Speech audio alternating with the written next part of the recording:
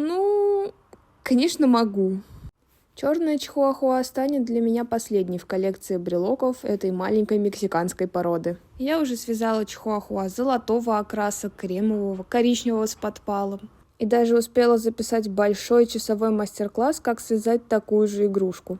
Черная собачка станет для меня последней в этой коллекции, и я приступлю к вязанию новой породы. А если быть точнее, то свои следующие коллекции и мастер-классы я хочу посвятить коржикам и таксам. К слову, а как вы думаете, какие породы сейчас наиболее популярны? Чаще всего на улице я вижу бигли, такс, корги и французских бульдогов. А кого чаще всего замечаете вы? Кстати, игрушка готова, смотрите.